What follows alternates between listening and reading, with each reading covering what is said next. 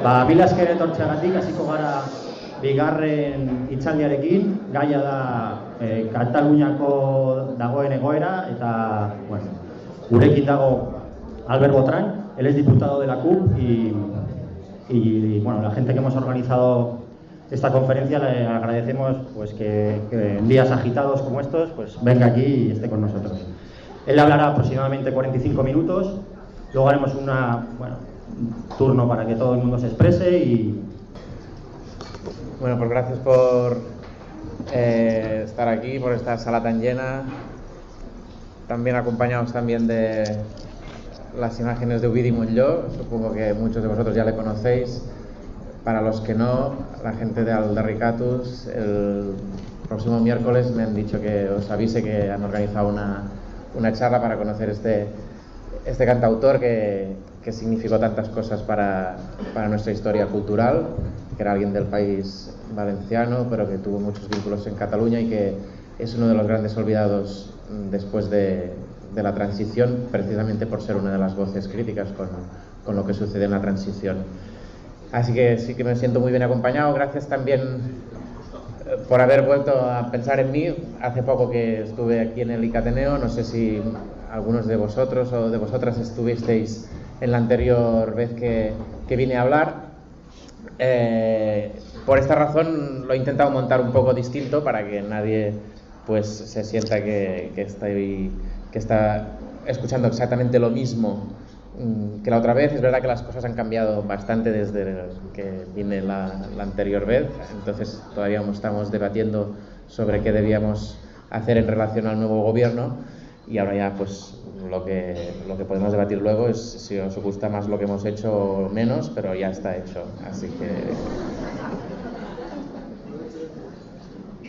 así que le he intentado dar un enfoque ya también pues como que era la conferencia de Rosa Luxemburgo, que era una gran militante comunista y a su vez una gran teórica, pues he intentado darle también un poco de trasfondo teórico al asunto de lo que sucede en Cataluña, en los países catalanes, con la idea esta pues de hacer 40 minutos y luego pues dar lugar un poco al debate. La intervención la he dividido en dos partes, un poco para poner un título genérico que sería ¿qué está pasando en Cataluña? Y la segunda parte sería ¿qué puede pasar? En relación a lo que está pasando, y empezaba antes haciendo referencia a la transición del 78, tenéis que tener en cuenta pues que lo que sucedió en los países catalanes, especialmente pues ahora que hablamos de Cataluña, es que el consenso del régimen del 78 fue bastante mayor que en Euskal Herria, bastante mayor que en Euskadi, porque las fuerzas que ahí lideraron la oposición pues fueron mayoritariamente los artífices luego del pacto de la transición. Es decir, ahí la izquierda independentista era muy minoritaria, no así como lo que sucedía aquí con la izquierda aversal en el momento de la transición. Ahí había una izquierda pues de vinculación comunista, que era el PSUC, que era pues mucho más mayoritaria y que, para que os hagáis una idea, pues supongo que ya muchos de vosotros lo conocéis,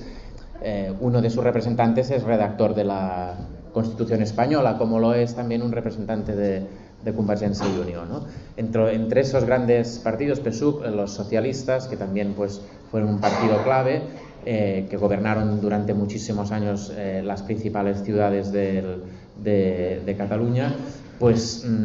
forjaron este consenso que era pues enorme, ¿no? Por tanto, lo que ha sucedido después supone un cambio todavía mayor, ¿no? Así como en Euskal Herria siempre ha existido un sector que se opuso en ese momento al pacto de la transición, y lo que ha habido es una continuidad, ¿no? Y siempre quedó como una brecha abierta, porque había una parte de esta sociedad que no aceptaba ese sistema y que incluso pues llegó a ser mayoritaria, rechazando la Constitución española. No fue así en Cataluña, ¿no? Lo que sucede es que en la década del 2000 pues empezaron a manifestarse las contradicciones de este sistema constitucional, ¿no? Como sabéis, pues una parte de estas sectores sociales y políticos que sustentaban el sistema intentan plantear un nuevo encaje del sistema, simplemente una reforma del sistema, pues que básicamente dé más margen a la lengua y a la cultura catalanas y sobre todo dé pues un mejor trato económico a nivel pues de inversiones y a nivel de gestión de los impuestos, a nivel de gestión de la vida económica de ese territorio, ¿no? Y eso desató pues una serie de reacciones que hicieron imposible una segunda transición, que era una cosa que podría haber generado un nuevo consenso. Era un nuevo consenso en el cual estaba dentro incluso una parte del independentismo, es decir, Esquerra Republicana pues apoyaba ese nuevo estatut, un nuevo estatut que se redacta en el 2004-2005, se vota en el 2006, lo vota pues bastante gente, menos gente de la que ha votado a partidos independentistas ahora. Nos cuestionan la mayoría que tenemos ahora de casi 2 millones de votantes, pero es la mayoría más amplia que nunca se ha dado en Cataluña, eso también hay que recordarlo. Pero el estatut lo votó una mayoría del censo y aún así, pues como sabéis, fue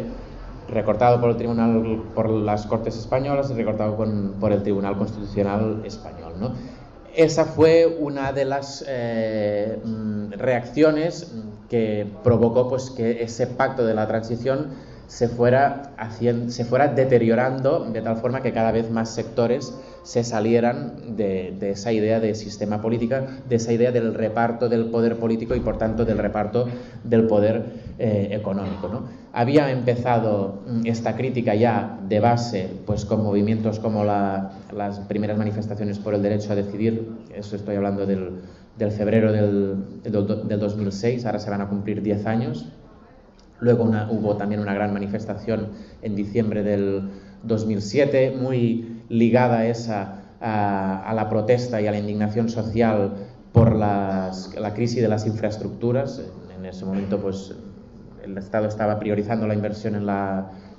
alta velocidad, olvidando totalmente las cercanías, y eso provocaba que las cercanías que las usa muchísima gente pues estuvieran muy afectadas. Y esa manifestación del 2007 yo recuerdo que condensó la indignación por esto. La manifestación del 2010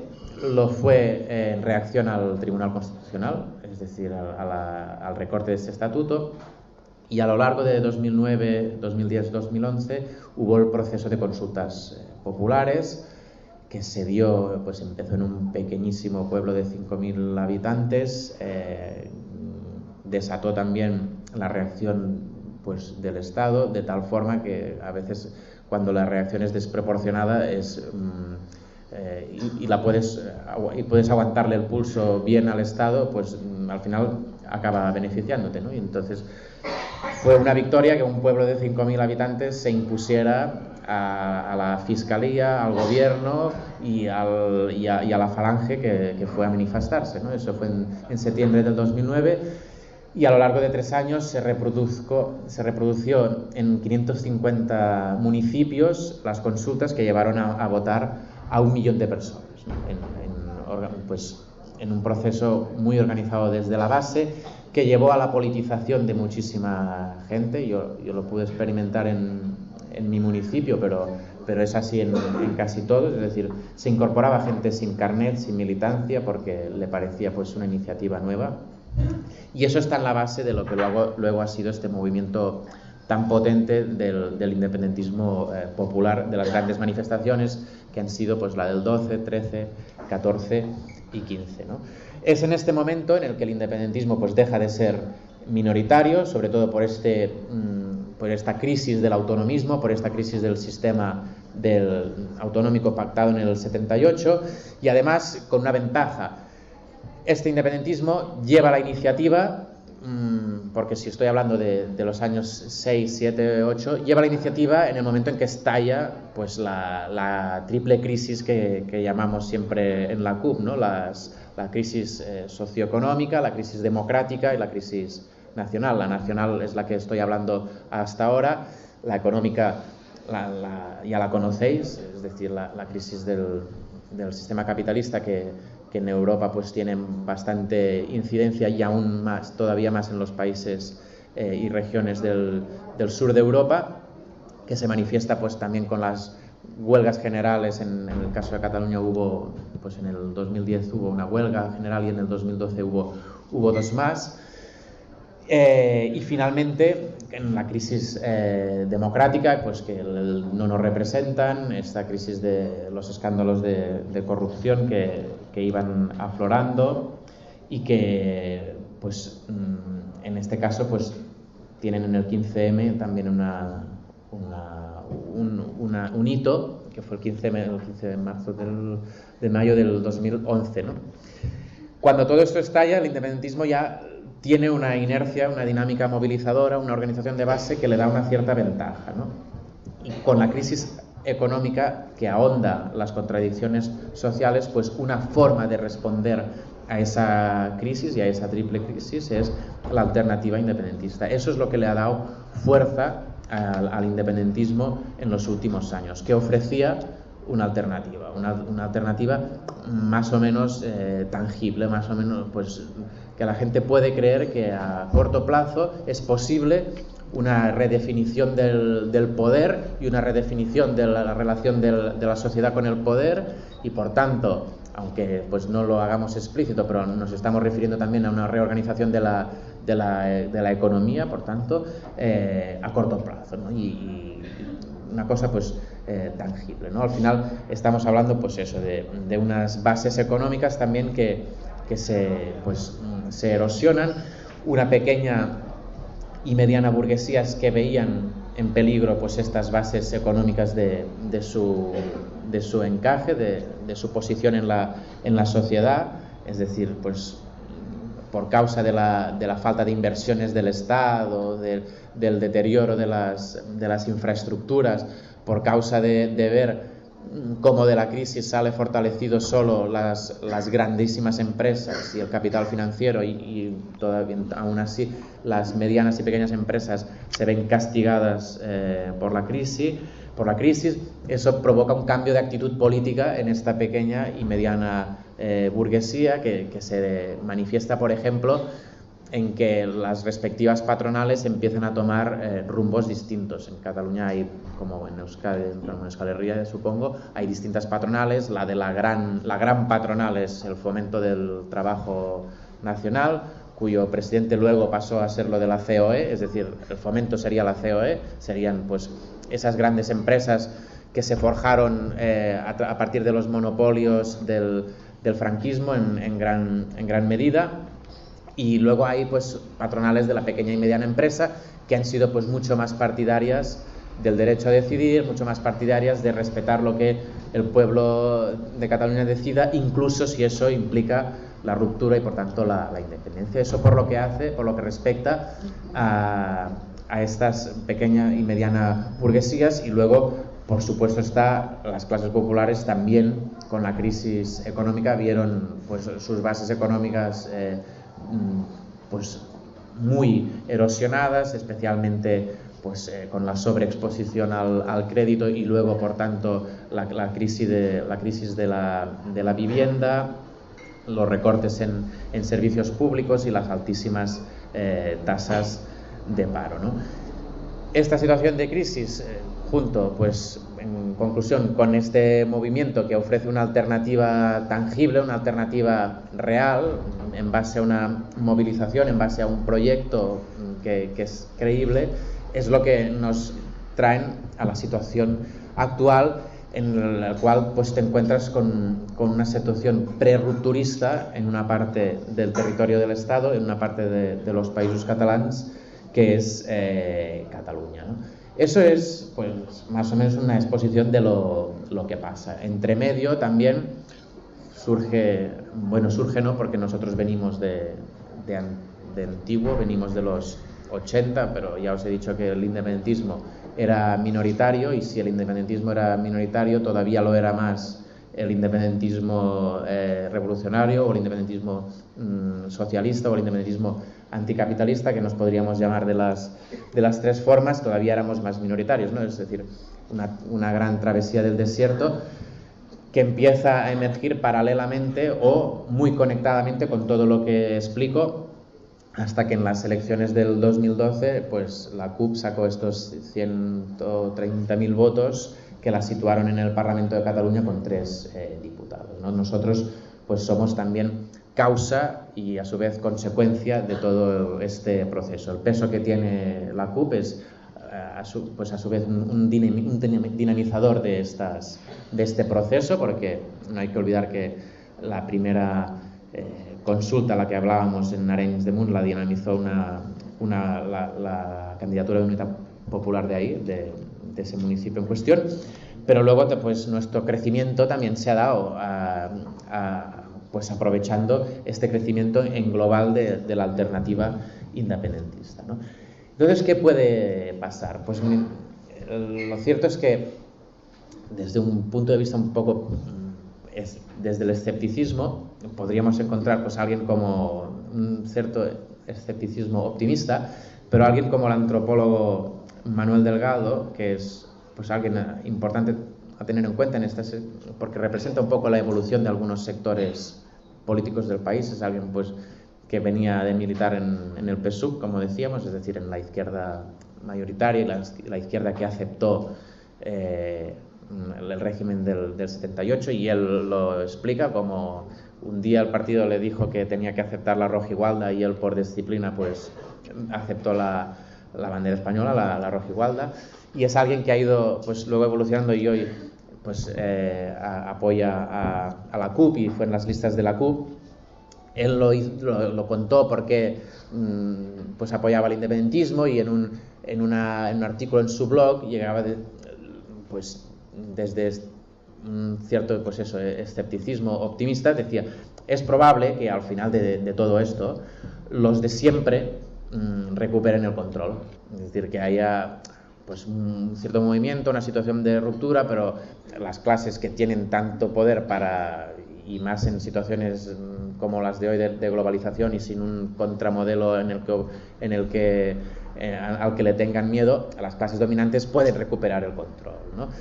Pero dice, pero nuestro deber es que como revolucionarios es que cuando hay unas situaciones de apertura de la estructura social, lo llamaba así, pues intentar aprovecharlas, ¿no? Y nunca pues sabremos cómo pueden acabar estas situaciones en las que se abre una brecha en el sistema, pero nuestro deber es pues meter ahí nuestra fuerza política para tal que esta brecha pues no se cierre, sino al revés, ¿no? Que se abra y que lleve a cuestionar al máximo las estructuras de poder injustas, ya sea a nivel político o ya sea a nivel económico, ¿no? Eminentemente lo que puede pasar a corto plazo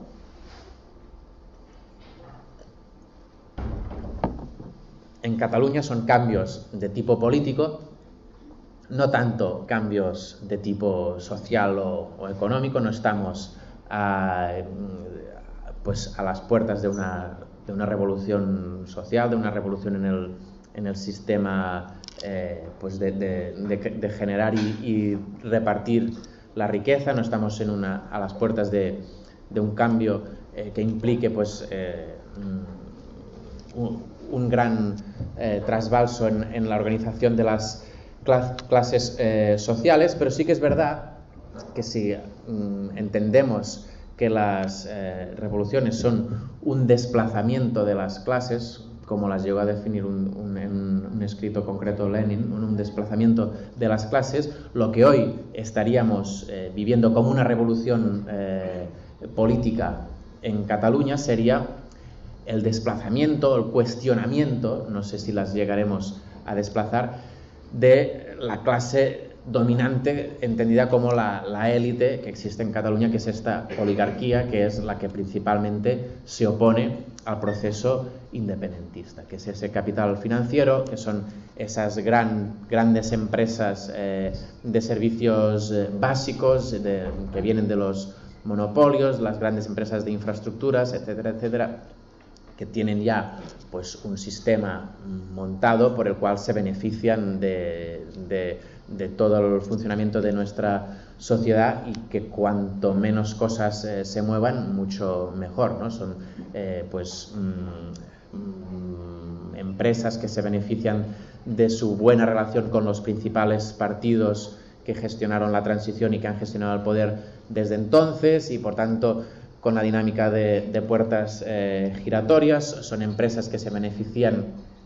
del sitio que tienen en la estructura económica y social de nuestro país y que nadie cuestiona. Por ejemplo, nuestro país está atravesado de peajes cuyo principal beneficiario es la Caixa, ¿no? Entonces, cuestionar los peajes es cuestionar casi un punto fundamental de nuestra economía, porque le dan unos beneficios ingentes a la Caixa. Por tanto, lo que empieza como una revolución política, digamos así, puede llegar a afectar a esa clase social, a esa oligarquía que hasta ahora pues ha podido gestionar la economía a su gusto, ha podido influir en la sociedad tanto como en el sitio que le dejó el franquismo. Es decir, como que sabemos que no hubo esa ruptura, es en parte porque en el fenómeno de pasar del franquismo al sistema constitucional parlamentario, una de las cosas que no se tocó, aparte de las reparaciones de memoria y que rindieran cuenta pues los fascistas, etcétera, etcétera, una de las cosas que se permitió una continuidad absoluta pues eran los sectores dominantes de la sociedad que habían sido cómplices de la dictadura y a los cuales la transición dejó intactos, ¿no? Entonces, la diferencia entre revolución política, digamos, y revolución social, pues la tomo con una cita de un historiador escocés, que ha hecho un gran volumen sobre la historia de las revoluciones burguesas y que intenta establecer la diferencia entre un libro que se llama Transformar el mundo, que intenta establecer las diferencias entre las revoluciones políticas y las revoluciones sociales, ¿no? Entonces él diría que las revoluciones políticas serían luchas en el interior de una sociedad por el control del Estado, en el cual se enfrentan sectores de la clase dominante existente, pero que dejan intactas las estructuras sociales y económicas fundamentales, ¿no? En cambio, una revolución social como la que Rosa Luxemburg quería llevar a cabo, y como la que pudo llevar a cabo pues el movimiento comunista en ese momento, pues en una parte de Europa como fue la Rusia y por tanto luego la Unión Soviética, dice, no es un simple enfrentamiento por el control del Estado, sino para transformarlo, bien como respuesta a cambios en el modo de producción que ya han tenido lugar, que eso sería el ejemplo de la revolución burguesa. Primero se produjeron los cambios económicos, luego la burguesía consiguió el poder de los estados y dar forma a estos estados para que estos cambios económicos se consolidasen, bien como como cambios que ya han tenido lugar, o para inducirlos, que es la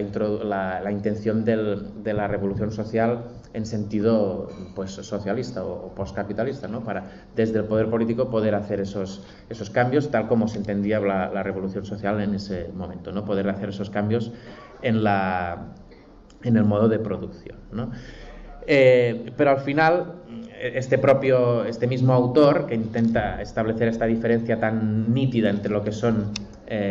revoluciones políticas y revoluciones sociales, termina diciendo,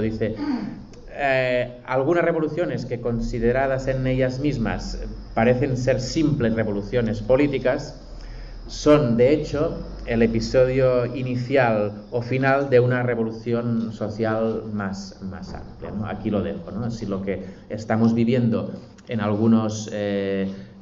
puntos de Europa como movimientos por la autodeterminación y por la ruptura, que son movimientos eminentemente políticos, que no llevarían demasiado trasfondo social aparentemente detrás, pueden ser una manifestación inicial de movimientos más a largo plazo, en los cuales sí que se pongan en cuestión pues la forma en la que nos organizamos económicamente, la forma en que producimos, etcétera, etcétera, etcétera, ¿no? También hay que introducir un matiz en esta categorización tan dura de lo que son unas revoluciones políticas y lo que son unas revoluciones sociales. De hecho, la mayoría de cosas, de fenómenos que hemos vivido en el siglo XX son ni tan solo revoluciones sociales, sino que eran reformas, pero han sido suficientes para desatar la reacción del capital, ¿no? Es decir,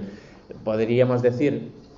que el gobierno de la República en el 36 no iba a hacer una revolución social, de hecho es así, pero en cambio es lo que desató la reacción del capital, que no podía tolerar ni tan solo que le pusieran unos límites en una parte de Europa como era la República, y tuvo que reaccionar con una contrarrevolución fascista, ¿no? O en el caso de Chile también, ¿eh? En el caso de Chile tampoco se iba a llevar a cabo una revolución social, se iba a llevar a cabo un gobierno de unidad popular que tiraría una serie de reformas que pondrían límites al capitalismo, no iban a derrocar el capitalismo de un día para otro. En cambio fue suficiente también para que entre Estados Unidos y los militares chilenos decidieran poner fin, ¿no? Eso es el matiz que podemos hacer, ¿no? Entonces, ¿qué elementos revolucionarios digamos, existen en la Cataluña actual, existen en este proceso que es la lucha por la independencia en Cataluña, la lucha por una república catalana? Digamos que de 4 elementos que podríamos recoger como ingredientes básicos de una revolución, podrían existir al menos 2, ¿no? Se dan las revoluciones, una, cuando hay una situación de crisis del Estado, de crisis del sistema, porque que empieza manifestándose en una esfera, pero se contagia a las otras, y lo que vive el Estado español es una crisis que no es tan evidente como en Grecia, pero porque está tirando la pelota para adelante, está alargando la confrontación con su realidad, que es una deuda desproporcionadísima. Lo que debe el Estado crece a un ritmo el doble de rápido que lo que genera de riqueza. Por tanto, eso tarde o temprano estalla como una crisis de deuda como la que ha tenido Grecia, y por tanto la situación de crisis es básica para que pueda haber luego un desarrollo de una propuesta rupturista o revolucionaria, ¿no? Como decía también el propio Lenin, las revoluciones se dan cuando los de arriba no pueden seguir viviendo como vivían y los de abajo no quieren seguir viviendo como vivían. Es cuando los de arriba no pueden, que se ven obligados a hacer algunos cambios, que se le pueden desatar los cambios desde abajo también, ¿no? Hay otro ingrediente que es un mayor estado de conciencia. En este caso, pues es verdad que eso no es lo que tenemos más avanzado en Cataluña, ni tan solo en Europa, ¿no? La respuesta que se ha dado a la crisis capitalista podría haber sido pues desde mayor conciencia política, desde la necesidad de buscar alternativas al capitalismo y no tanto de intentar reformarlo. Una dirección política revolucionaria, eso pues también es verdad que no, pues ha pasado la época de los grandes partidos revolucionarios y por tanto no existe. Pero lo que sí que existe en Cataluña, así como existe la situación de crisis que decíamos, existe también un ingrediente básico de todas las revoluciones, que es la movilización popular. Y eso pues existe en unas proporciones que no existía desde la transición, ¿no? Y incluso más masiva, si cabe. Y eso es básico. Es básico que exista la movilización popular, porque es el elemento que acaba decantando pues muchísimas situaciones políticas, ¿no? Se da la circunstancia más que hemos celebrado el 300 aniversario de la resistencia de Barcelona a la entrada de los Borbones, en defensa pues de un sistema constitucional y de libertades que se tenía, y se ha puesto en valor cuando se ha hecho esta exposición historiográfica de lo que sucedió en ese momento, de cómo el elemento popular fue, y el elemento de movilización fue lo que acabó arrastrando a los sectores pues conservadores de la sociedad, estos sectores que vivían en una cierta comodidad, a comprometerse con la resistencia de Barcelona. Es decir, Cataluña y Barcelona tenían unas instituciones, pero que eran unas instituciones un poco envejecidas, con unos sectores acomodados, pero que se sentían un poco amenazados por el nuevo modelo que podían implantar los Borbones, pero tampoco querían ligar su suerte a una resistencia que les podía llevar a perder más de lo que tenían, ¿no? Y en cambio fue los sectores más de las clases populares urbanas las que los arrastraron a esa resistencia, lo que les arrastraron a ese compromiso con el sistema constitucional, con el sistema de libertades, y por tanto los que les arrastraron a un compromiso más políticamente más fuerte. Y ese elemento de movilización siempre es importante, como lo fue después en la Revolución Francesa, que todos sabréis que al final los sectores que acaban firmando la abolición del feudalismo en su mayor parte eran representantes de la aristocracia, ¿no? Pero gracias a que había una movilización que también creó un calor revolucionario que les arrastró, pues los decretos del 4 de junio del 1789 pues los firman unos representantes en los Estados Generales que en su mayoría pues eso, eran beneficiarios, digámoslo así, del sistema que había vigente, ¿no? Entonces eso también hay que tenerlo en cuenta. En todas las revoluciones, en todos los cambios políticos, hay una parte del antiguo régimen que acaba participando de esos cambios, ¿no? Pero lo que tiene que haber es